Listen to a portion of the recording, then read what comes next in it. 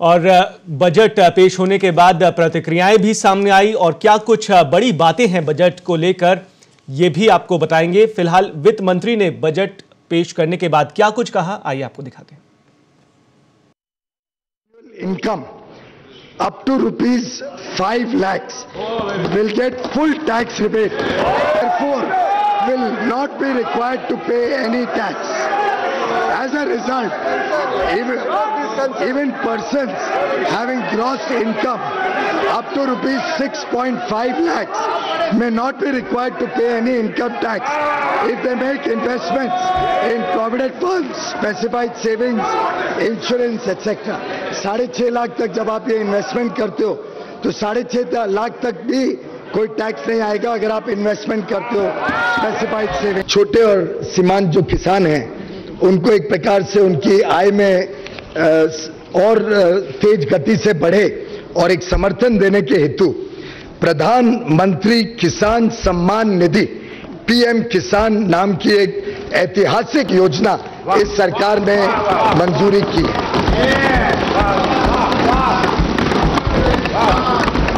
PM किसान इस योजना के तहत जो वल्नरेबल किसान हैं, जो छोटी जमीन रखते हैं, 2 हेक्टेयर तक की जिनकी जमीन है। और वहीं बजट घोषणा में वित्त मंत्री ने पेंशन स्कीम की भी घोषणा की। जिनकी आय 15,000 तक की है उनके लिए ये पेंशन स्कीम लागू होगी। क्या कुछ कहा इस बारे में, आइए आपको दिखाते हैं। श्रमिकों के दिए जाने वाले बोनस आकलन की अधिकतम सीमा को भी 3,500 प्रति माह से बढ़ाकर दोगुनी कर गई। 7,000 व वेतन की अधिकतम सीमा को बढ़ाकर 10,000 से 21,000 प्रति माह कर दिया गया। जो लोग 21,000 तक प्रति माह कमाते हैं उनको बोनस मिलेगा और दुगना 7,000 तक बोनस देने का हमने निर्णय सरकार ने लिया है। श्रमिकों के दिए जाने वाले बोनस आकलन की अधिकतम सीमा को भी 3,500 प्रति माह से बढ़ाकर दोगुनी कर गई। 7,000 व वेतन की अधिकतम सीमा को बढ़ाकर 10,000 से 21,000 प्रति माह कर दिया गया। जो लोग 21,000 तक प्रति माह कमाते हैं उनको बोनस मिलेगा और दुगना 7,000 तक बोनस देने का हमने निर्णय सरकार ने लिया है। ग्रेच्युटी के भुगतान की सीमा को 10 लाख से बढ़ाकर 20 लाख रुपए कर दिया। पिछले 5 वर्षों के दौरान सभी श्रेणी के श्रमिकों के न्यूनतम वेतन में 42% की वृद्धि हुई, जो आज तक सर्वाधिक है। इसी प्रकार से ईएसआई के एलिजिबिलिटी कवर की सीमा भी 15,000 प्रति माह से बढ़ाकर 21,000 प्रति माह कर दी गई है। और सरकार ने रक्षा बजट में भी बढ़ोतरी की है। 3 लाख करोड़ रुपए का प्रावधान इस बार किया गया है, जो अब तक का सबसे बड़ा बजट रक्षा मद पर बताया जा रहा है। क्या कुछ प्रावधान किए गए हैं, इस बारे में क्या कुछ कहा वित्त मंत्री ने, आइए आपको दिखाते हैं। हम सबके लिए खुशी की बात है कि इस वर्ष पहली बार हमारा डिफेंस बजट 3 लाख करोड़ से बढ़ के 2019-20 में प्रावधान किया गया है।